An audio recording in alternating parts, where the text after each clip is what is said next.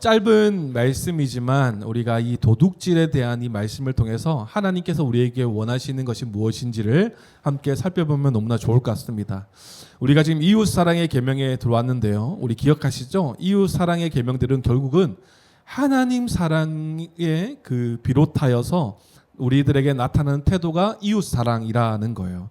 하나님께서 세우신 질서를 잘 우리가 따르고, 그리고 하나님의 형상을 소중히 여기고, 또 하나님의 계획도 우리가 잘 알아서 우리가 하나님의 그 뜻 가운데 거하는 삶, 이것이 바로 이웃 사랑의 삶입니다.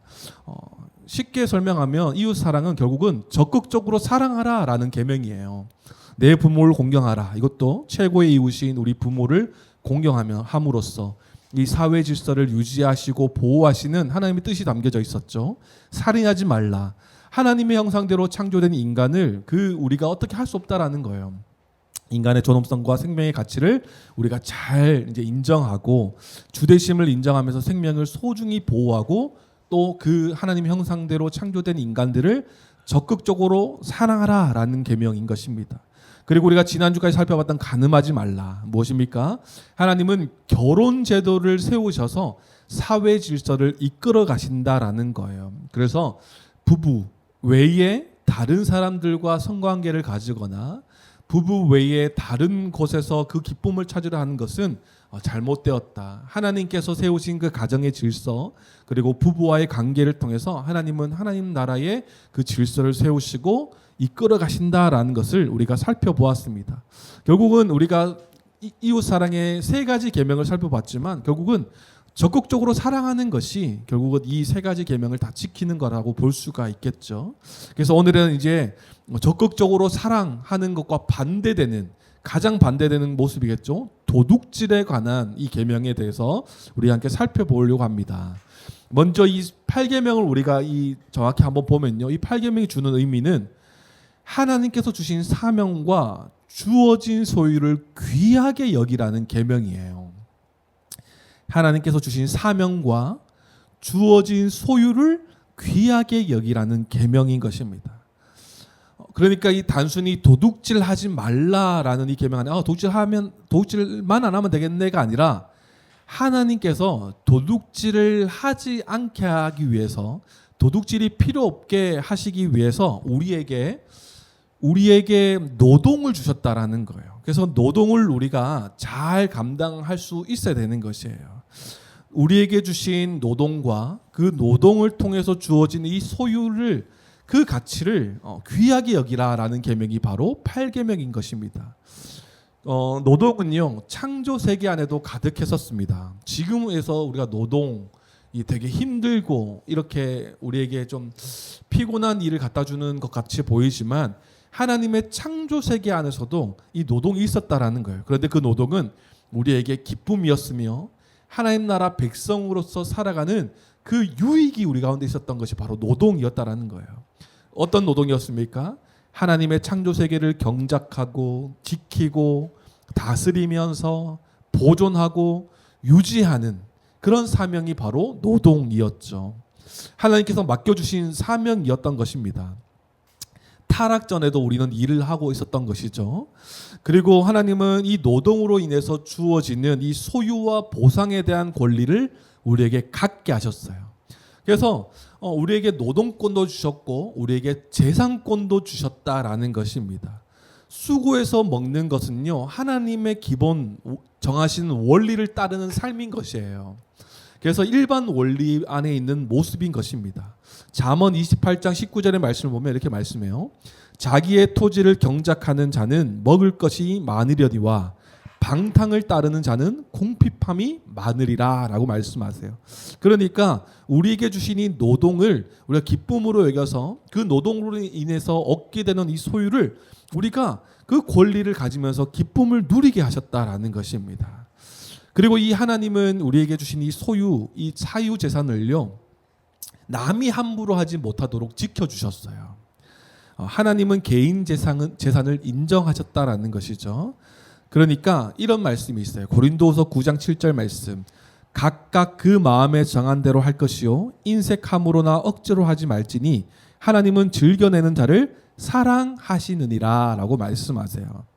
그러니까 하나님은 우리에게 주신 이 재산과 소유를 우리가 가질 수 있도록 인정해 주셨다라는 거예요. 그러니까 그런 헌금 같은 거 있잖아요. 헌금을 우리가 자발적으로 자의적으로 할 수 있는 자들이 바로 우리라는 거예요. 그렇기 때문에 다른 사람들 보고 왜 헌금을 그렇게 하지 않느냐 이렇게 강제적으로 말하는 것은 옳지 않다라는 것이에요. 그래서 하나님은 이런 사유재산권이 침해받지 못하도록 법을 정하셔서 한 사람의 재산과 한 사람의 노동에 따른 대가를 하나님은 지키시기를 원하셨어요. 그런데 이 사유재산을 완전히 부정하고 이 국유화시켜서 공동으로 사용하는 이 공산주의는요, 하나님의 통치 원리에서 어긋난 모습이 되겠죠. 완전 교회적 삶과 반대되는 모습이다라고 말할 수 있어요. 그렇다면 교회적 삶은 무엇입니까? 사유재산을 인정하는 그 토대 위에서 하나님이 주신 그 한 몸 공동체 안에서 같이 필요를 따라 나누는 이 모습이 바로 교회적 삶이죠. 그러니까 이 교회적 삶 안에 강제적으로 제도적으로 나누고 그 재산을 막 쓰는 것, 그것은 아닌 것이죠. 그래서 이 교회적 삶은 사유재산을 인정하는 하나님의 그 질서 속에서 서로가 한 몸 안에서 자율적으로 섬길 수 있도록 하신 것이 하나님께서 우리에게 주신 이 교회적 삶이다라는 것이에요. 그리고 또 이 8계명의 의미는요, 우리에게 노동권과 재산권을 허락하셨을 뿐만 아니라 이 재산을 어떻게 사용하라고 말씀하시는 것까지도 담겨져 있는 것이 8계명입니다. 그럼 이 8계명을 우리가 이 재산, 이 소유를 어떻게 사용해야 되냐면 우리에게 주신 이 소유를요, 자신과 이웃을 돌보고 구제하라는 계명인 것이에요. 하나님은 여러 환경과 재산을 우리에게 주셔서 자신을 먼저 잘 돌보라고 허락하셨습니다. 그리고 더욱 중요한 것은 하나님이 주신 것에서는요, 우리가 사용해야 될 것뿐만 아니라 이웃의 몫이 있음을 알아야 된다라는 거예요. 자신만을 위해서 쓰지 않고 이웃을 위해 사용해야 될 몫을 우리가 잘 남겨서 섬기고 구제할 수 있어야 된다라는 것입니다. 마태복음 19장 21절에 이렇게 말씀합니다. 예수께서 이르시되 내가 온전하고자 할진대 가서 내 소유를 팔아 가난한 자들에게 주라. 그리하면 하늘에서 보화가 내게 있으리라. 그리고 와서 나를 따르라 하시니. 아멘. 그러니까 이 8계명은 결국 이 도둑질, 이 재물에 관한 것이잖아요. 이런 것들 안에서 하나님은 우리에게 재산권, 소유권, 그리고 그뿐만이 아니라 이 재산을 가지고 이웃을 구제하는 것에 사용하라라고 하나님께서 명령하시는 것입니다. 결국은 이웃을 구제하는 것은 결국은 도둑질과 반대되는 삶 아니겠습니까? 그래서 더욱더 적극적으로 사랑함으로써 더 적극적으로 섬기라라는 이 계명이 바로 8계명인 것입니다. 그러면 이제 이 8계명, 이 도둑질에 대해서 우리가 한번 살펴보죠. 도둑질은 무엇입니까? 성도님들, 도둑질은 사람이 열심히 노동하여 얻은 이 유무형의 소유, 권리를 빼앗는 행위인 것이죠. 그리고 도둑질은 이 하나님이 사람에게 각자 일한 노동을 통해 소유를 증식하며 누릴 수 있는 기회를 박탈하는 이런 악한 행위가 바로 도둑질인 것입니다. 그리고 또 도둑질은요, 또 어떤 것이냐면 노동의 가치를 왜곡시키는 것도 도둑질이라고 설명해요. 노동의 가치를 왜곡시켜서 하나님의 영광을 가리고 사람에게 노동의 그 가치를 왜곡시키니까 노동 의욕을 저하시키겠죠. 그러다 보니까 이 세상 질서가 완전히 무너지는 이 모습을 가지게 되는 것입니다. 정당한 대가 없는 그런 노동은 사람들로 하여금 이 의욕을 상실하게 만드는 것이죠. 이것도 도둑질이라는 것이에요. 결국은 타락한 세상에서 이 소유에 대한 욕구는요, 도둑질과 연결되는 것입니다. 그래서 성도님들 잘 기억하셔야 될 것은 자신에게 주어진 이 소유와 소유를 더 증식시키는 것, 더 발전시키는 것, 소유를 증식시키는 이 욕구는요, 자연스러운 현상이에요. 이것은 죄가 아닙니다. 죄책감을 가질 필요는 없어요. 하지만 이런 것 안에서 우리의 마음이 잠깐만 틀리면 어떤 일이 일어나냐 하면 결국은 우리가 가지려는 이 소유의 욕구가 죄악과 함께 연결되어서 더욱더 하나님보다 더 커져 나가는 것, 나의 만족과 나의 유익을 위해서 소유를 증식시키는 것은 죄와 연결되는 것이기 때문에 우리는 경계해야 되겠죠. 그리고 결국은 이 타락한 세상 이후에 소유에 대한 욕구는 사람들로 하여금 도둑질을 하게 만드는 유혹이 가득 차게 만드는 것입니다. 그래서 이런 도둑질이 정말 하나님 앞에서 너무나 이제 불법하다라고 우리가 볼 수 있는 것이죠. 이것이 바로 도둑질입니다. 사람의 권리와 소유도 빼앗고 사람이 소유의 증식을 할 수 있는 기회도 박탈하는 것, 그리고 노동의 가치도 왜곡시키는 것, 그래서 노동 의욕을 상실시켜서 세상의 질서도 무너뜨리고 하나님의 창조 질서도 무너뜨리는 것, 이것이 바로 다 도둑질에 속하는 것이죠. 그런데 8계명은 도둑질을 하지 말라라고 분명히 하나님께서 말씀하시고 계십니다. 도둑질 하지 말라라는 것은 어떤 의미가 있습니까? 하나님은 서로가 속이고 빼앗는 것이 아니라 서로가 서로를 믿고 온전하게 삶을 살아가시기를 원하세요. 그러니까 온전하게 살아가는 삶을 살게 하기 위해서 하나님은 도둑질을 금지하고 있는 것입니다. 소유를 서로가 서로를 보호해 주기를 원하시는 계명이 8계명이라는 거예요. 타인의 소유를 함부로 빼앗는 것을 철저히 금지하시는 것입니다. 결국은 이 도둑질은 이 어떤 재산과 소유를 빼앗는 것을 넘어서 신뢰관계를 다 무너뜨리는 것이죠. 우리가 간음도 그렇지 않습니까? 신뢰관계를 다 무너뜨리는 거예요. 이 세상 가운데에 사단이 우리를 방해하는 방법 중에 하나가 모든 신뢰관계를 무너뜨린다라는 거예요. 결국 이 도둑질은 그 사람의 소유를 뺏어서 그 사람의 생명에 지장을 주는 것도 악한 행위지만 신뢰관계를 무너뜨려서 정상적인 삶을 살지 못하도록 하는 이런 악한 모습이 있는 것입니다. 이 도둑질이 정당화되는 이 세상이 될 때는요, 사람들이 서로가 서로를 신뢰하지 못하게 됩니다. 그렇게 신뢰하지 못하게 되면 어떻게 될까요? 늘 불안한 가운데 살아가게 되는 것이죠. 그러니까 이 어떤 나라를 가보면 우리나라가 이제 12시 넘어서 여성이 혼자 걸어가는 것 이런 거 되게 놀랍게 생각하잖아요. 다른 나라 가보면 몇 시 이후에 아직 저녁이 된 지 얼마 되지 않았는데 밖에 나가지 말게 하고, 그러니까 왜냐하면 강도가 막 설치고 막 이러니까 너무나 불안 가운데 살게 되는 것입니다. 그러니까 이 서로가 서로를 믿지 못하는 사회를 만들어 버리는 거예요. 그러니까 서로를 도둑으로 여기니까 어떻게 됩니까? 신뢰하지 못하고 오히려 원수가 되고 서로 적대하고 하나님이 꿈꾸시던 이 안식을 다 누리지 못하고 세상과 완전 세상에 속하여서 완전 하나님과 멀어진 삶을 살아가게 되는 것이죠. 하지만 속임을 넘어서 신뢰로 나아갈 때 결국은 세상은 평안하고 발전하게 된다는 사실을 우리가 분명히 기억해야 될 것입니다. 하나님은 하나님의 창조 세계와 이 사회 질서를 서로를 신뢰하고 서로의 소유권을 지켜주는, 그리고 그 각자의 소유를 가지고 지체들을 도와줌으로써, 이웃을 도와줌으로써 서로 신뢰하고 사랑하고 섬기는 삶을 통해서 세상을 더욱더 하나님의 질서 속에서 바르게 세워 나가신다라는 뜻이 담겨져 있는 것입니다.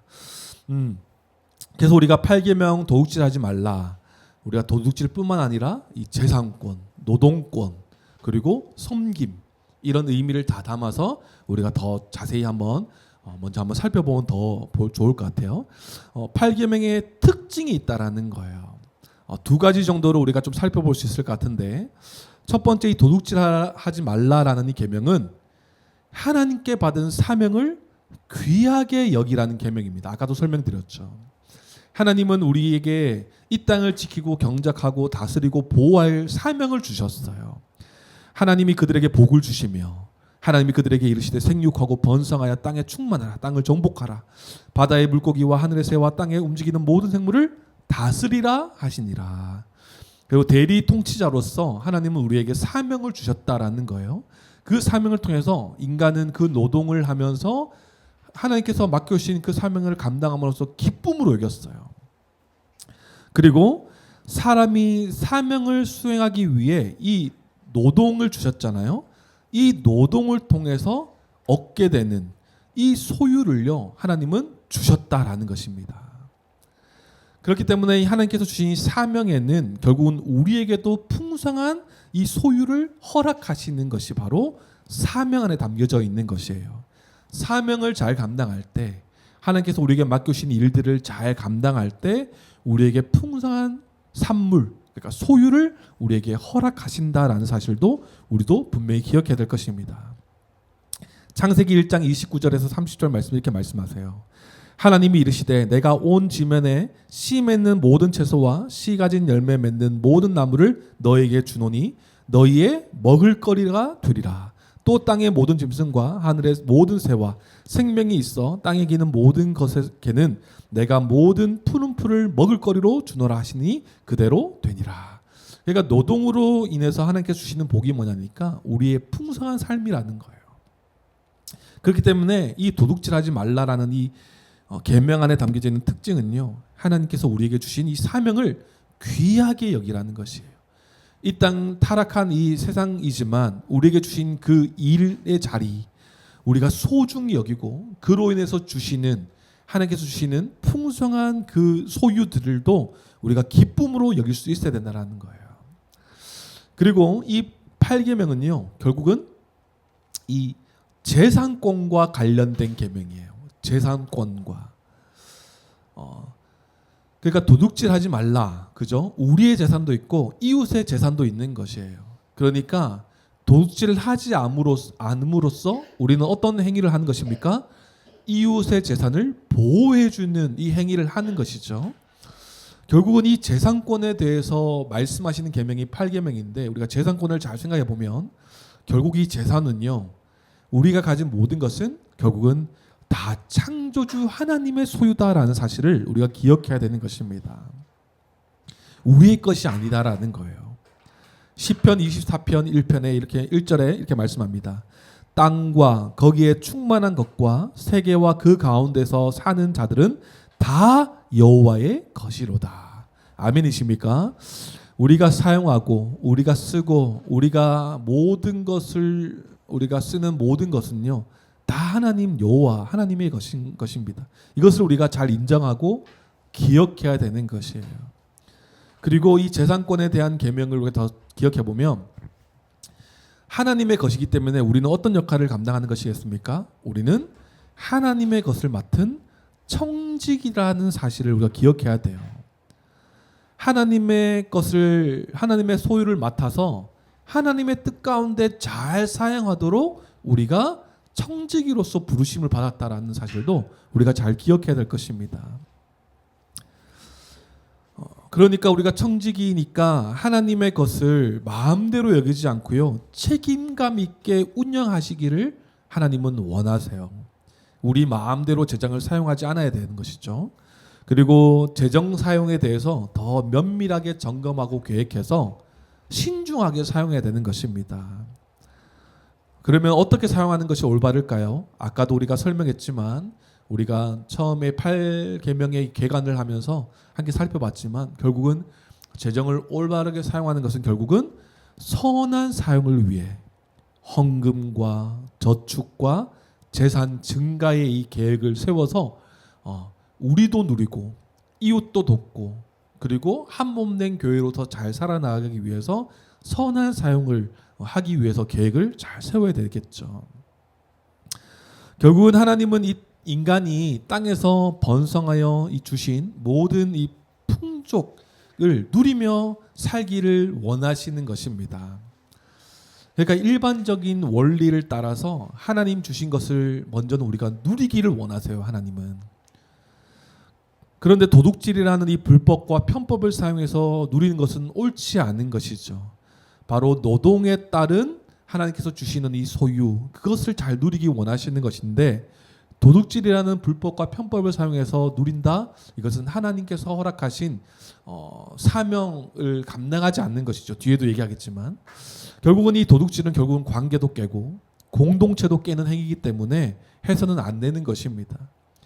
또 개인에게 주신 이 노동의 기쁨과 노동으로 인해 주시는 이 소유의 이 기쁨의 복, 지금은 이 노동이 기쁘다 이러면 이렇게 말하면 말도 안 된다 이렇게 말하겠지만 일하고 싶어하는 사람이 누가 있겠습니까? 그죠? 이 타락한 세상에서.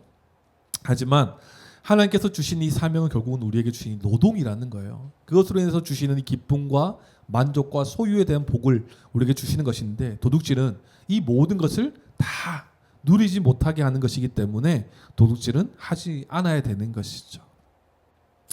그래서 결국은 하나님은 이 도둑질에 대한 이 계명을 통해서 정말 우리가 인간이 소유를 바르게 증식하는 것, 바르게 이제 소유를 이제 쌓는 것, 그리고 서로를 유익하게 하는데 이 소유를 사용하기를 원하시는 하나님의 뜻이 이 8계명 안에 담겨져 있는 것입니다.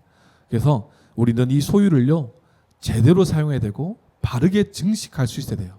불법적인 방법으로 소유를 증식하는 것이 아니라 하나님이 주신 이 사명을 잘 감당함으로써 하나님이 주신 복과 그 기쁨을 누릴 수 있어야 되겠죠.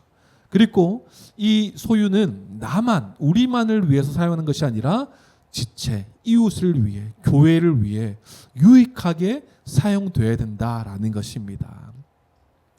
그래서 디모데전서 6장 18절에 이렇게 말씀하세요. 선을 행하고 선한 사업을 많이 하고 나누어 주기를 좋아하며 너그러운 자가 되라라고 말씀하십니다.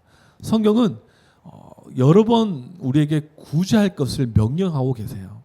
그러니까 이 도둑질에 대한 이 계명은 결국은 남의 이웃을 것을 빼앗지 않는 것으로만 만족하는 것이 아니라 그 지체를 돕고 섬기는 것까지도 요구하신다라는 것입니다. 그러면 이 8계명에 담겨져 있는 금지와 요구의 명령은 무엇인지 우리가 함께 살펴보면 좋겠습니다. 하나님께서 이 8계명을 통해서 금지하는 것이 무엇입니까? 크게는 두 가지로 나눌 수 있는 것 같아요. 첫 번째는 명백한 도둑질을 하나님은 금지하고 계십니다.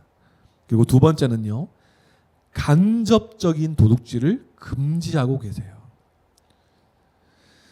먼저 한번 살펴보죠. 명백한 도둑질은 무엇입니까? 타인의 소유를 불법적 점거와 사용하는 것으로 빼앗는 것을 의미하는 것이죠. 자신의 유익을 위해서 다른 사람의 것을 함부로 빼앗거나 사용하는 것을 하나님은 금지하시고 계신 것입니다. 고린도전서 6장 10절 말씀에 이렇게 말씀하세요. 도적이나 탐욕을 부리는 자나 술 취하는 자나 모욕하는 자나 속여 빼앗는 자들은 하나님의 나라를 유업으로 받지 못하리라 라고 설명합니다. 훔치거나 강제로 빼앗는 것, 절도의 공범으로 참여하는 것이나 타인의 소유를 함부로 다루거나 임대한 것을 온전히 관리하지 않는 것, 이 모든 것이 명백한 도둑질로 보는 거예요. 그런데 하나님은 하나님의 형상대로 지어진 이 사람들이 애써 노동하며 얻은 소유를요 정당하게 누리기를 원하세요. 그러니까 타인의 소유를 함부로 하거나 빼앗는 행위는 우리가 절대 하지 않아야 되겠죠. 하나님 형상대로 지어진 사람에게 해를 가하는 범죄가 바로 도둑질이기 때문에 절대는 해서는 안 되는 것입니다. 결국은 이 구약 성경에서도 소유에 대한 이 도둑질을 배상하게 해요. 출애굽기 22장 1절 말씀을 보면 이렇게 말씀합니다. 사람이 소나 양을 도둑질하여 잡거나 팔면 그는 소 한 마리에 소 5마리로 갚고 양 한 마리에 양 4마리로 갚을지니라. 배상하는 것이죠. 하나님은 절대적으로 도둑질을 금하시고 타인의 재산권과 노동권이 보호받기를 원하십니다. 그리고 우리에게는 열심히 노동하여서 사명을 수행하기를 원하시는 하나님의 마음이 이 8계명 안에 잘 담겨져 있는 것입니다. 이렇게 살아가면 어떻게 됩니까? 결국은 서로의 관계가 회복되겠죠. 그리고 하나님 앞에 서로 사랑함으로써 살아가는 이 사회가 이루어지는 것입니다. 하나님은 이것을 꿈꾸시고 원하시고 계신 것이죠. 이 8계명을 통해서. 그리고 명백한 도둑질은 또 뭐가 있습니까? 타인의 소유를 이제 속여 빼앗는 것, 사기치는 것, 이런 것도 절대 해서는 안 되겠죠.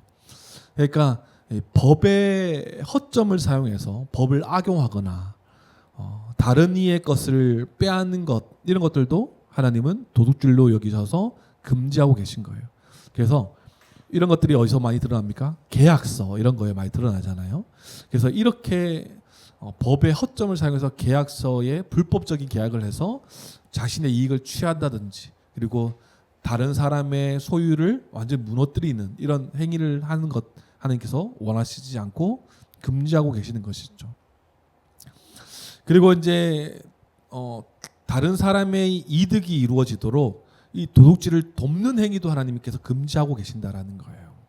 뭐 바람잡이 이런 생각 있잖아요. 뭐 어떤 사람들이 막 이상한 소문을 막 퍼뜨려서 거기 좋다더라. 막 소문을 막 퍼뜨려서 갔는데 같은 한패였고 막 이런 행위도 해서는 안 되겠죠. 그리고 또 타인의 소유를 속여 빼앗는 이 명백한 이 도둑질에는 또 어떤 것이 있냐면 중상모략이라고 하죠. 다른 사람의 장사나 사업을 방해하는 것, 있지도 않는 일들을 막 부풀려서 그 사업을 망하게 하는 것, 방해하는 것, 이런 것들도 하나님은 도둑질로 여기세요. 그럼 어떤 것이 있습니까? 뭐 요즘에 오늘 배달의 시대니까 악플을 달고 막 평점, 리뷰 평점도 되게 막 악하게 잘 먹어놓고 막 이상하게 달고 막 이런 사람들 너무 이상한 사람들 너무 많더라고요. 그러니까 이웃의 장사나 사업을 방해하는 행위인 것이죠. 그래서 이런 것들도 타인의 소유를 빼앗는 행위가 되는 것이기 때문에 하나님은 절대적으로 금지하고 계신 것이죠. 구약 성경뿐만 아니라 신약 성경에서도 이 빼앗은 것에 대해서 적극적으로 변상하는 장면이 나옵니다. 기억나시죠? 삭개오의 내용이 나오지 않습니까? 자신의 회개가 진실하다는 것을 보이기 위해서 말뿐이 아니라 행동까지 나타내는 삭개오의 모습을 볼 수 있었어요. 그가 뭐라고 말합니까? 속여 빼앗은 것은 네 갑절이나 갚겠나이다 이렇게 말해요. 그러니까 하나님은 손해에 대한 충분한 배상을 통해서 실제적인 손실과 심적 고통이 회복되도록 하나님은 명령하고 계신 것입니다. 삭개오가 이렇게 할 수 있었던 것도 결국은 성령님께서 그의 마음에 참된 회개를 허락하셨기 때문에 그가 이렇게 말할 수 있었던 것이죠. 그래서 이런 것들을 하나님께서 금지하시는 거예요. 그리고 이 도둑질에 대해서 명백한 이 도둑질에 대해서 이 도둑질의 개념 안에 한 번도 빠지지 않고 등장하는 내용이 나온대요. 그게 뭐냐니까 인신매매에 대한 내용이 포함되어 있음을 우리가 볼 수 있습니다. 그러니까 명백한 도둑질은요, 인권 강탈 및 침해도 명백한 도둑질에 속하는 것입니다.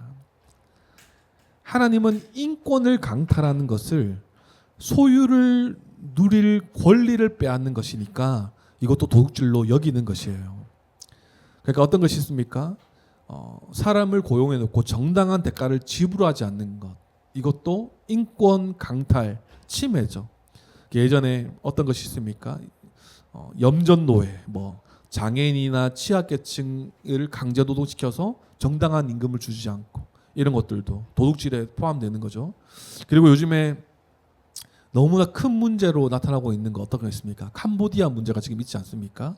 납치와 인신매매로 인해서 그 사람의 인권을 강탈하고 그 사람의 소유를 강탈하는 이런 납치 인신매매가 지금 너무나 악한 이 시대에 드러나는 모습인 것입니다. 그리고 또 인권에 대한 무시도 도둑질에 여겨지는 거예요. 그 사람의 인권을 무시하는 거기 때문에 어떤 것이 있습니까? 요양원 이런 데에서 그죠? 힘없는 약자기 때문에 마음대로 하거나 또 다 그렇다는 게 아니에요. 요양원도 다 그렇다는 게 아니라 또 어떤 것이냐면 어린이집 이런 데도 너무나 좀 조심스럽죠. 선생님들이 사랑으로 잘 섬겨주시지만 한 번씩 이상한 사람이 나타나서 그 어린이들을 함부로 하고 이런 것들, 인권에 대한 무시도 도둑질에 해당되는 것이죠. 타인의 소유를 강압적으로 빼앗는 것, 취약계층의 것을 속여서 막 빼앗는 것, 이런 것들도 다 인권 강탈에 대한 속해 있는 이런 도둑질에 속한다라는 것이에요. 하나님은 명백하게 드러나는 이런 도둑질을 금지하고 계세요. 그리고 간접적인 도둑질이라고 말했습니다. 하나님께서 금지하시는 것은 명백한 도둑질과 간접적인 도둑질이 있다고 했어요. 그러면 간접적인 도둑질은 어떤 것이 있을까요? 이런 것이 있겠죠. 앞에서는 되게 열심히 한 척하고 뒤에서는 되게 나태함을 보이는 거예요. 그러니까 자기에게 주어진 임무를 성실하게 하지 않는 것. 이것도 간접적인 도둑질이라고 설명합니다. 사장님 앞에서는 열심히 일해서 내가 이만큼 하고 있다라고 보이지만 사장님이 가고 나서는 뒤에서 몰래 이제 그 가게의 일부의 것을 막 빼앗는 것, 이거는 명백한 도둑질이고, 뒤에서 자기가 해야 될 일들을 하지 않는 것, 이것도 도둑질에 속한다라는 거예요. 에베소서 2장 6절 상반절을 보면 이렇게 말씀합니다. 잘 들어보세요. 눈가림만 하여 사람을 기쁘게 하는 자처럼 하지 말고 그리스도의 종들처럼 마음으로 하나님의 뜻을 행하고 라고 말씀하고 있어요. 그러니까 눈가림만 하지 말고 정직하게 일해라 라고 말하고 계신 것이죠. 제가 이 말씀을 준비하면서 또 이제 알고리즘이 왜 그게 떴는지 모르겠지만 그게 떴어요. 어떤 마트의 대표가 이제 신입으로 위장해서 이제 들어가 보는 거예요. 그래서 이제 들어가서 되게 대표가 젊더라고요. 딱 들어갔는데 이렇게 사수, 이제 그 일을 갖추는 여성을 만났어요. 그래서 그 여성이 일을 갖추는데 어떤 거를 갖추냐니까 요령만 가르치는 거예요. 사람들 이렇게 말하면 이렇게 얘기하고 뒤에서 이제 휴대폰 이거 보면 좀 쉬어라. 앉아서 막 이런 거를 막 요령을 막 가르치는 거예요. 쉽게 돈을 벌 수 있는. 그러니까 대표가 물어봐요. 그 사수님도 그렇게 일하세요? 그러니까 당연하지 않냐면서 막 이렇게 얘기한 거예요. 그래서 와우 이러면서 대표가 막 이렇게 하고 그 얼마 뒤에 그 마트의 회사에서 그 대표와 마트 담당자와 그 사수였던 여성이 함께 만나는 이 장면이 나와요. 되게 재밌는데 그러면서 이제 결국은 해고하죠. 해고가 되는데 여성이 뭐라고 얘기하냐면 그 마트 그 담당자한테 제가 그렇게 일하는 거 봤습니까? 저는 그냥 그렇게 말한 거다. 저는 성실하게 일했다고 막 이제 속여 말하는 거죠. 그래서 그 마트 담당자가 안다. 당신이 그 어떻게 성실하게 그 마트 담당자는 성실한 것만 봤었지 않겠습니까? 당신이 성실하게 하는 거 봤다. 그런데 대표님이 겪은 거는 이런 모습이라든다.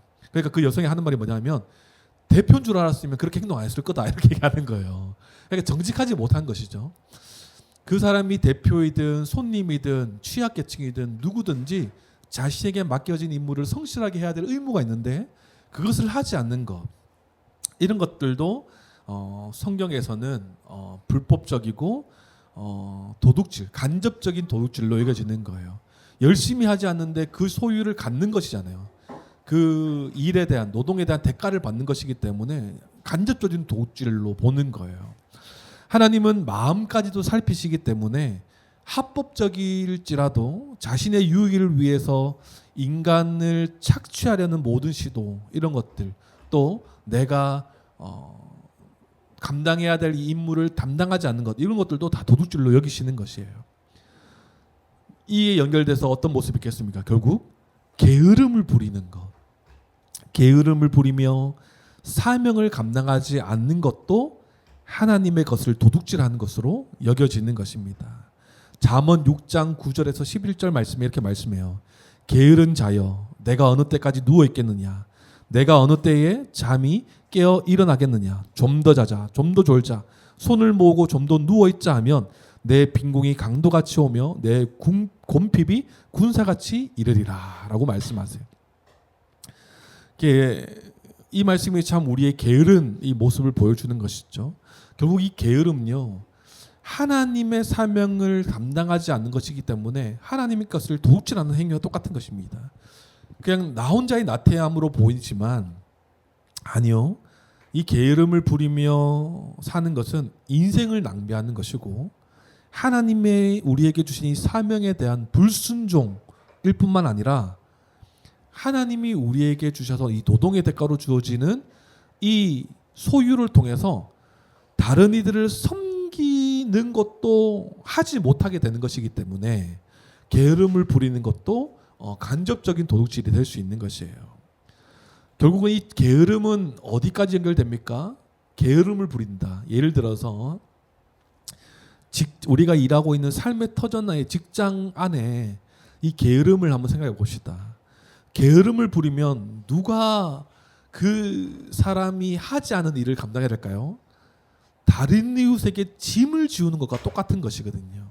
나에게 맡겨진 노동의 책임을 다하지 않으면 이 게으름을 피우면 다른 이웃에게 짐을 지우는 행위가 되기 때문에 이웃에게 해야 될 것을 못하게 하는 그런 또 일이 되기 때문에 이웃의 것을 도둑질하는 간접적인 도둑질이 또 되는 것입니다.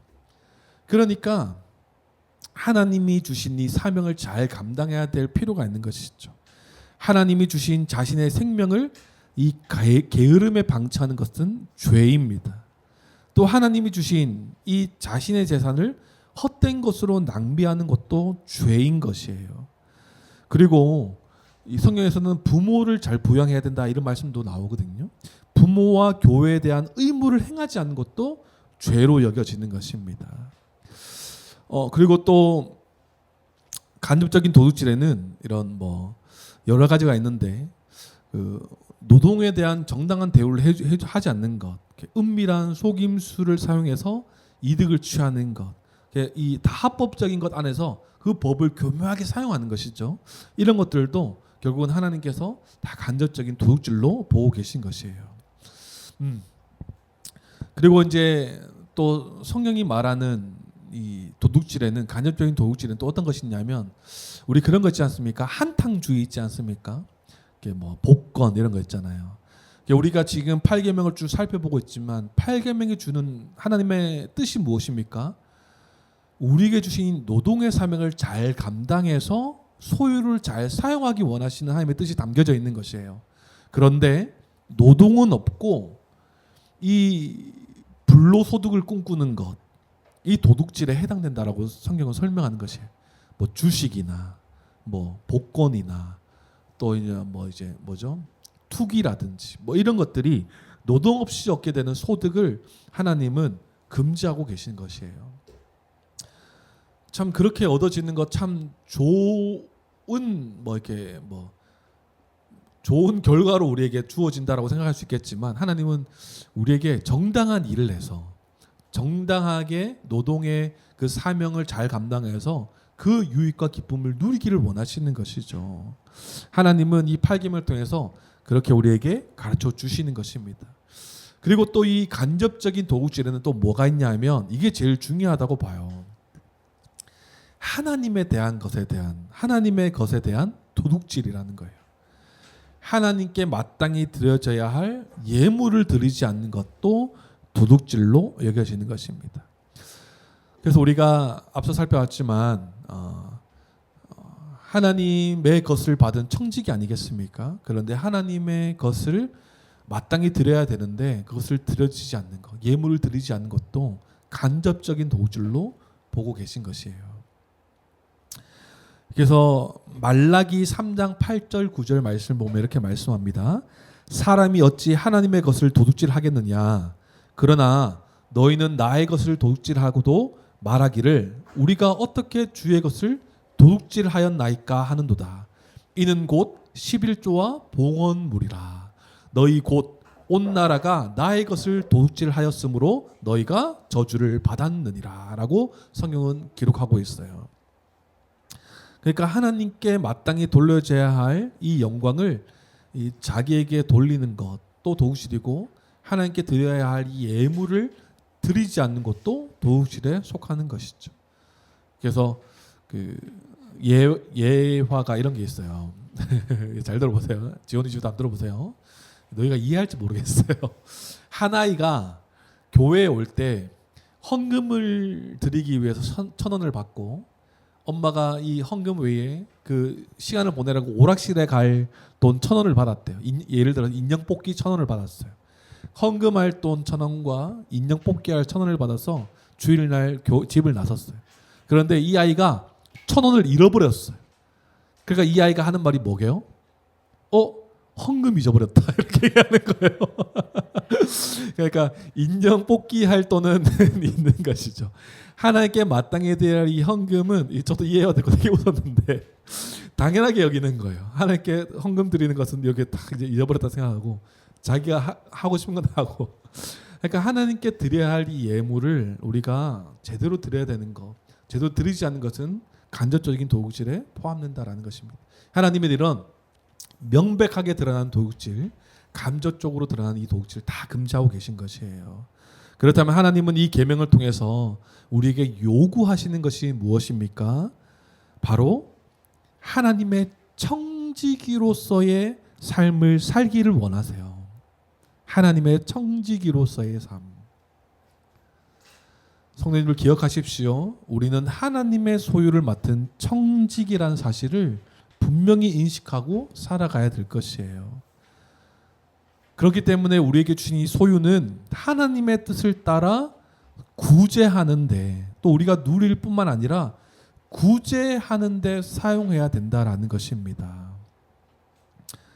하나님의 소유를 가지고 내 마음대로 사용하는 것이 아니라, 내 마음대로 나의 유익을 위해서 재산을 증식하는 것이 아니라, 그 재산 증식도 이웃을 섬기고 구제하기 위해서 하나님께서 우리에게 주신 몫이라는 사실을 우리가 기억해야 될 것이에요. 그래서 자신만을 위해 이 재산 증식을 위해 열심을 나타내는 것은 나태요 낭비라고 설명합니다. 그러니까 하나님이 주신 자원과 목적을 도둑질하는 것과 똑같은 것이에요. 그렇기 때문에 자신을 위해서만 쓰는 것이 아니라 이웃을 위해서 구제하는 것에 의해서 우리가 잘 사용하는 것이 바른 청지기적 삶이라는 것입니다. 결국은 이 구제하는 삶 속에서 우리의 믿음은 더욱더 자라가게 하시는 것이에요. 우리 신자들은, 성도들은 어떠한 형편에서든지 자족하며 살아가야 되는 자들이에요. 빌립보서 4장 11절 12절 말씀, 내가 궁핍함으로 말하는 것이 아니니라 어떠한 형편에서든지 나는 자족하기를 배웠노니 나는 비천에 처할 줄도 알고 풍부에 처할 줄도 알아 모든 일 곧 배부름과 배고픔과 풍부와 궁핍에도 처할 줄 아는 일체의 비결을 배웠노라 라고 바울이 설명하잖아요. 이렇게 살아갈 수 있는 비결이 무엇입니까? 그리스도와 연합했기 때문에 그래요. 성도들은요, 재물에 소망을 두는 자들이 아니라 하나님께 소망을 두는 자들임을 기억해야 될 것입니다. 할렐루야.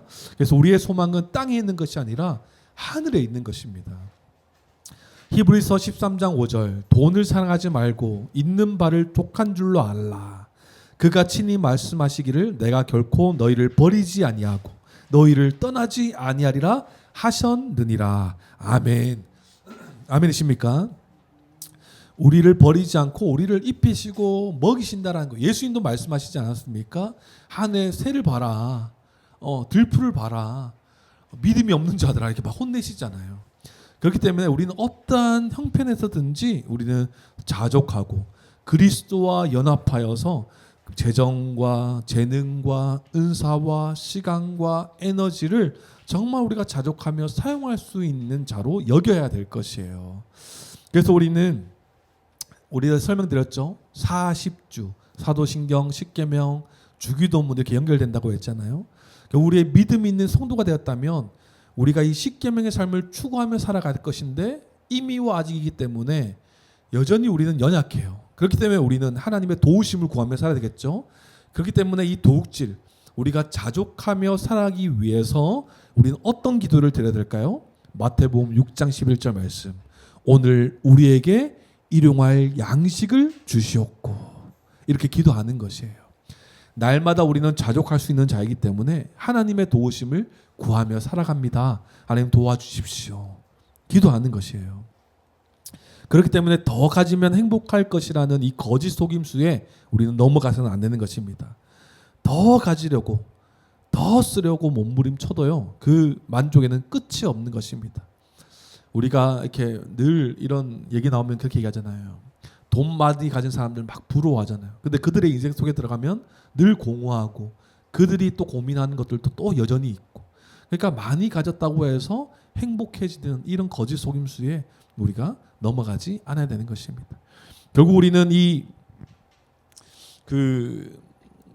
하나님의 청지기적 삶으로서 우리는 더욱더 검소하게 살아야 되는 것이에요. 낭비하지 않고 검소하게 살아야 되는 것입니다. 모든 소유에는 다른 이의 몫이 있음을 알아야 되는 것입니다. 그렇기 때문에 다른 사람의 몫을 남겨놓고 우리의 재정 사용의 계획을 잘 세워야 될 것이에요. 그래서 우리 지온이 생일 맞이하면서, 지온이의 생일 맞이하면서 우리 가족 잠깐 얘기했죠, 그죠? 지온이의 생일날 지원이의 이름으로 이제 좀 이렇게 뭐죠? 기부하자 뭐 이렇게 한번 얘기했는데 지원이는 못 알아듣고 아직까지 그걸 해본 적이 없으니까 못 알아들었는데 우리가 2026년부터 한번 해보면 좋을 것 같아요. 이 말씀을 준비하면서 제 안에 떠오르는 많은 사람들이 있더라고요. 그래서 우리의 목 안에 우리만을 위해서 쓰라고 있는 것이 아니구나. 정말 이웃 그리고 정말 하나님께서 이 사회 질서 속에서 정말 그 사람의 소유권을 보장하기 위해서 도구라고 하나님께서 우리에게 주신 소유구나라는 것이 많이 생각나서 좀 실천하려고 좀 생각하고 있습니다. 좀 많이 놓치고 있었던 부분들이 있더라고요. 그래서 우리의 소유가 늘어날 때도 우리가 소유가 많을 때도 있고 적을 때도 있지 않습니까? 소유가 늘어날 때도 어떤 생각을 해야 되겠습니까? 청지기적 삶으로서 나를 위한 몫이 늘어났다고 생각하는 것이 아니라 다른 일에 대해서 더 도와줄 수 있구나의 이 관점이 커져 나가는 거예요. 늘 션 얘기하잖아요. 대단한 사람인 것 같아요. 그렇기 때문에 우리는 구제를 위해서 올바른 재산 증식이나 저축이 필요하겠죠. 그래서 우리가 정말 도덕적이고 선한 것을 위해서 우리가 잘 사용할 수 있도록 우리 재정을 잘 관리해야 될 것입니다. 결국 또 그리고 하나님께서 요구하시는 것은요. 열심히 일하기를 원하시는 거예요. 하나님은 이 8계명을 통해서 열심히 이 일에서 이 소유를 얻기 원하시는 하나님의 계획이 담겨져 있다라는 것입니다. 아까 전에 그 도둑질 가운데 간접적인 도둑질 안에 게으름이 있지 않았습니까? 결국은 이 나태함을 탈피하고 게으름을 벗어나서 성실하게 노동할 것을 하나님은 요구하고 계신 것이죠. 노동의 대가와 보상의 가치를 인정하면서 이에 대한 자부심을 갖고 만족하기를 명령하시는 것이 바로 8계명인 것입니다.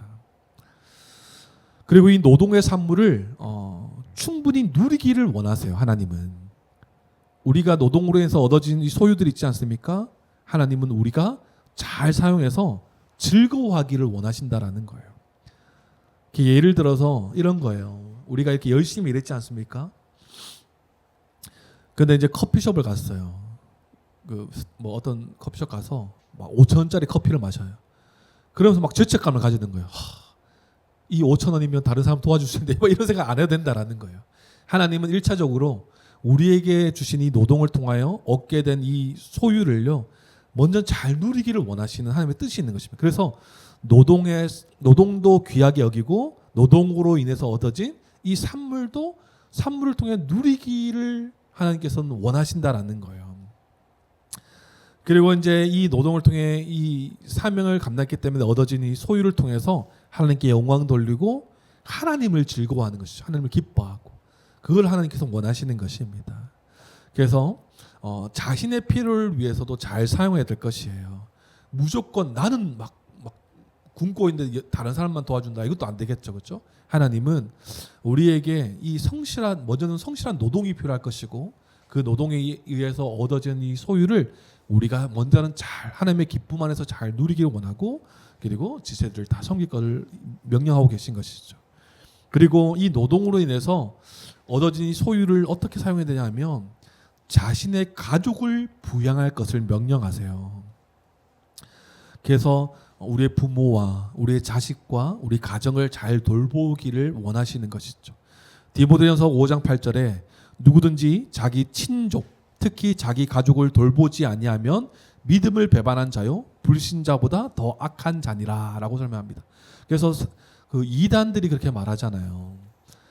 가족 필요 없다 이제 하나님 나라 갈 건데 그러니까 다 집 재산 다 가져와서 여기 다 헌금해야 된다 이렇게 말하잖아요.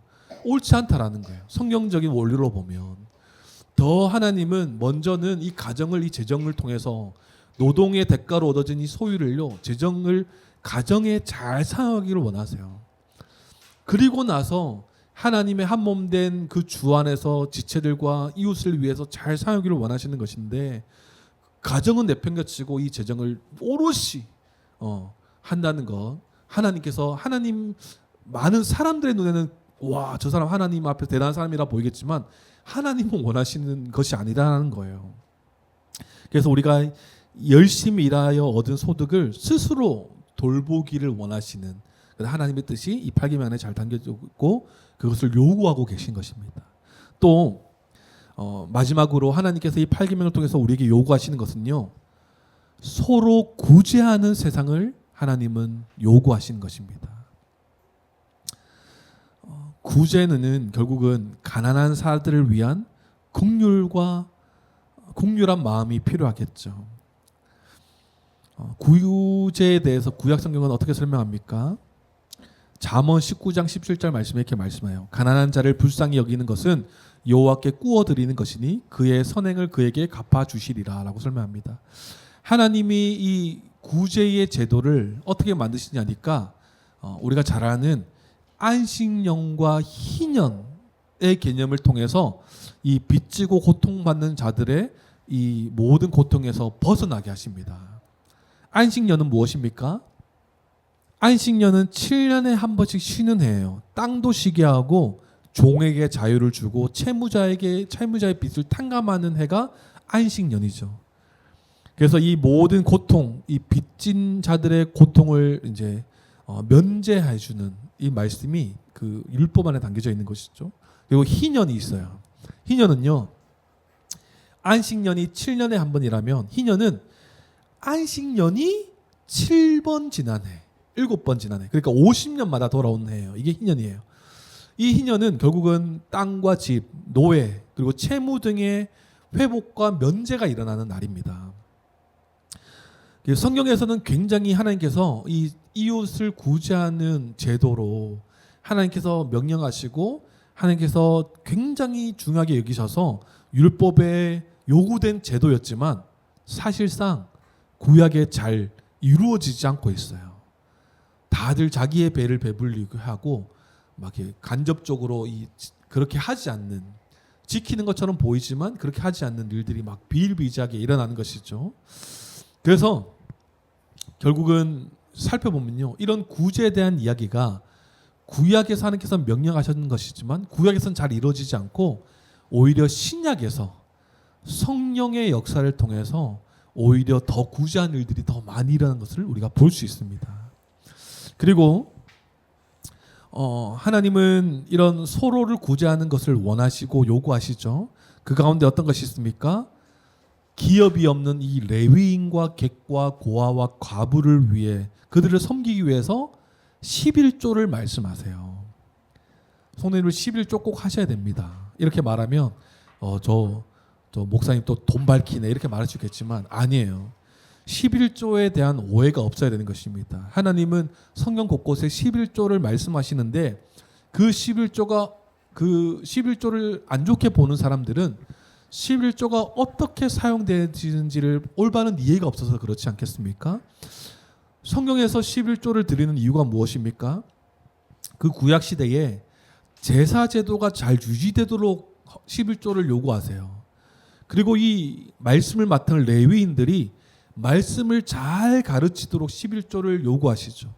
그리고 방금 말씀드렸듯이 이 객과 고아와 과부 이런 약자들을 위해서 11조를 하나님께서 말씀하시는 것입니다. 총 3가지의 그 의미가 있는 것이죠. 제사제도, 레위인, 그리고 약자, 그들을 위해서 사용되어지는 것이 헌금인 것이에요. 그런데 많은 세상 사람들은 헌금을 드리면 다 목사 주머니로 들어간다라고 생각하는 것이에요. 그러니까 교회를 안 좋게 보고 목사들도 안 좋은 평을 받고 있는 것이죠. 그런데 그렇게 평을 받을 수밖에 없는 이유는 그렇게 한 목사들이 있기 때문에 그래요. 하지만 우리는 헌금과 11조를 제대로 사용해야 되겠죠. 어떻게 사용해야 되겠습니까? 그러면 11조와 헌금은 결국은 이 성전을 다스리고 성전을 보존하고 성전을 잘 이제 유지 보수될 수 있도록 먼저 사용돼야 되고, 그리고 레위인, 말씀을 전하는 자를 위해서 사용되어지고, 그리고 취약계층, 이웃이죠. 우리 교회 안에서나 내에서나 밖에서나 약한 자들을 돕는 데에 쓰여지는 것이 바로 헌금인 거예요. 그래서 이 3가지의 개념 안에 목사도 포함되어 있는 거예요. 그래서 목사가 이 교회 안에서 사례를 받는 것은요, 어떻게 보면 하나님께서 정하신 방법인 것입니다. 목사가 무일푼으로 교회 사역을 한다? 결국은 그 목사도 떨어져 나가고요. 힘이 빠진다라고 하면 그렇죠. 힘도 빠지겠죠, 그죠? 노동에 대한 대가가 없으니까 목사에게는. 그리고 그 재정 가정을 돌보기 위해서 어떻게 됐습니까? 실제로 레위인들이 말씀을 가르치지 않으니까요. 어떤 일이 벌어지냐면 또 돌아다니기 시작합니다. 사사기 말씀에 나타나 있어요. 그러면 레위인들이 또 돌아다니니까 어떤 일이 벌어지겠어요? 말씀이 선포되지 않으니까 사회가 급속도로 타락해지기 시작하는 것입니다. 사회가 타락해지니 어떻게도 어떤 일이 일어나겠습니까? 약자 계층이 더욱더 극심한 고통을 겪게 되겠죠. 이런 이유로 하나님은 11조를 굉장히 중요하게 여기세요. 한번 생각해 보십시오. 이런 우리 교회 안에 헌금과 11조의 일들이 잘 일어나지 않는다. 그러면 지금은 우리가 빌려서 사용하고 있지만 우리가 나중에 우리의 자체적인 건물이 생겨졌을 때 유지 보수에 대한 비가 있어요. 임대비 이런 것도 우리가 내야 되는 것도 하나님께서 원하시는 이 8계명에 담겨져 있는 계명인 것이죠. 그리고 목사에게 정당한 사례금을 줘야 되는 것이에요. 그래서 어떤 교회는 목사들의 사례를 낮추기 위해서 막 노력하는 그런 교회들이 있어요. 뭐 교회 사역마다 다르겠지만, 그런데 교회가 이제 사역자들의 재정을 낮추면 어떻게 되겠습니까? 목사는 그 가정과 그 가족을 부양하기 위해서 또 돌아다니겠죠. 그러면 말씀을 잘 가르치는 것도 약화됩니다. 그러면 그 영향은 오롯이 누가 받겠어요? 교회가 받는 거예요. 그 교회가 제 역할을 제대로 배우지도 못하고 제 역할을 못하니까 그 교회를 통해 주신 하나님의 사명인 이웃을 돌보고 구제하는 일도 약화되겠죠. 이 모든 일이 헌금과 관련돼서 다 연결되어 있다는 사실을 우리가 분명히 기억해야 되는 것이에요. 그리고 이 구제에 대해서 하나님은 또 뭐라고 말씀하시냐면 가난한 자들이 먹고 살 수 있도록 열매 남겨두기를 명령하십니다. 그 레위기 말씀에 나와 있지 않습니까? 19장 10절 보면 내 포도원의 열매를 다 따지 말며 내 포도원에 떨어진 열매도 줍지 말고 가난한 사람과 거류민을 위하여 버려두라. 나는 너희의 하나님 여호와이니라. 그러니까 객과 고아와 가난한 자들이 그 남은 것들을 먹고 그들도 좀 살 수 있도록 돕기를 하나님께서는 요구하고 계시는 것이에요. 다 내 거, 싹쓸이가 아니라 정말 우리의 것에 이웃을 구제해야 될 몫이 있다는 사실을 기억해서 남겨두기를 요구하시는 것입니다. 결국은 구제에 대해서는 구약뿐만 아니라 신약에서도 성경은 설명해요. 선한 사마리아인 비유를 통해서 고통받는 자들에게 즉시 자비를 베풀 것뿐만 아니라 그 타인의 생명을 보호할 뿐만 아니라 끝까지 실제적으로 돕는 것까지도 말씀하시는 것. 늘 서로 환대하고 서로 섬기는 것을 말씀하고 요구하고 계신 것이죠. 이로 인해서 어떤 일이 벌어집니까? 결국은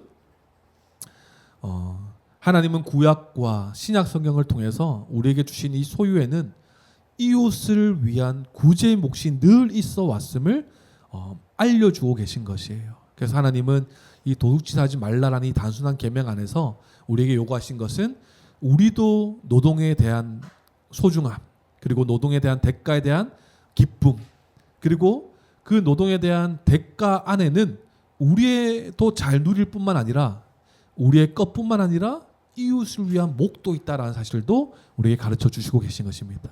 그래서 우리도 잘 누리고 이웃도 잘 구제하기를 요구하시는 계명이 바로 8계명이죠. 그래서 아까도 설명드렸지만 결국은 강제된 구제가 아니라 강제적으로 구제하는 행위가 아니라 구약에서는 이게 제도화되어 있기 때문에 사람들이 지키려 해도 타락한 인간들이기 때문에 잘 지켜지지 않았어요. 그런데 오히려 신약에서는 어떤 일이 벌어집니까? 자신의 것을 자신의 것이라 여기지 아니하고 더 사도의 발 앞에 내어주고 그 안에 초대교회 안에 가난한 자들이 없는 이런 일들이 막 일어나지 않습니까? 결국은 무엇입니까? 예수 그리스도의 십자가 복음과 성령님의 역사로 말미암아 이런 재정에 대한 올바른 사용, 노동에 대한 가치, 이것이 성도들 안에 막 불리듯이 일어났다라는 것이에요. 이런 내용들은 다음 주에 좀 더 살펴보고 결국은 이 8계명에 담겨져 있는 참된 의미, 노동의 가치, 재산권, 소유권, 그리고 그 안에 지체들을 섬기기 원하는 하나님의 뜻이 담겨져 있는 계명이 바로 8계명인 것입니다. 오늘 말씀을 마무리하겠습니다. 이 8계명은요, 단순히 도둑질하지 않는 것, 그것만을 원하시는 게 아니에요. 우리에게 주신 노동의 기쁨, 사명을 잘 감당하기를 하나님은 원하시고 계신 것입니다. 도둑질은 그렇지 않습니까? 우리에게 주신 사명을 잘 감당하지 않고 남의 것을 속여 빼앗는 것, 직접적으로 빼앗는 것, 이것이 도둑질이에요. 그러니까 먼저는 하나님께서 주신 이 사명은 노동을요, 우리는 기쁨으로 여길 수 있어야 되는 것입니다. 그로 인해 하나님이 주시는 복이 무엇입니까? 노동으로 인한 보상인 것이죠. 그로 인해서 우리가 스스로 잘 누리고, 그리고 이것을 다른 이웃에게 잘 구제하는 것을 잘 사용해라 라는 것이 하나님의 뜻인 것입니다. 보상에 대한 권리를 소중하게 여겨서 다른 이웃의 목도 있다는 사실도 우리에게 가르쳐주고 있는 것입니다. 아까도 설명드렸지만 도둑질은요, 나에게 주신 사명을 감당하지 않을 때 나오는 죄성인 것입니다. 다른 이웃의 것을 부당하게 취해서 나의 이익을 취하는 것이죠. 그렇기 때문에 우리는 이 8계명을 바르게 이해할 수 있어야 되는 것입니다. 우리에게 주신 이 소유로 자신과 이웃을 돌보고 구제하는 계명, 그리고 우리는 이 소유권 안에 우리는 하나님의 것을 맡은 청직이라는 사실을 기억하여서 내 마음대로 사용되어지고 내 마음대로 이 재산을 타인이든 우리의 것, 자신의 것이든 마음대로 하는 자들이 아니라 하나님의 것을 맡은 청직임을 알아서 하나님께서 주신 그 복을 우리도 누리고 다른 이 복도 다른 이웃도 누릴 수 있도록 적극적으로 사랑하며 섬기기를 원하시는 것이 이 8계명 안에 담겨져 있는 하나님의 뜻인 것입니다. 할렐루야. 그래서 우리가 이 재정을 우리가 잘 사용합시다. 그리고 이 청지기적 삶으로서 우리도 잘 누리고 이웃도 잘 섬기고 헌금의 삶도 우리가 잘 해나갔으면 좋겠어요. 그래서 우리가 이제 성도로서 한몸된 교회로서 이 재정에 대한 올바른 이해와 사용을 잘 이해하여서 하나님이 뜻하신 바 이 8계명을 잘 이행하며 잘 지키며 살아갈 수 있는 저와 우리는 교회 모든 성도님들의 삶이 되길 주님의 이름으로 축원합니다.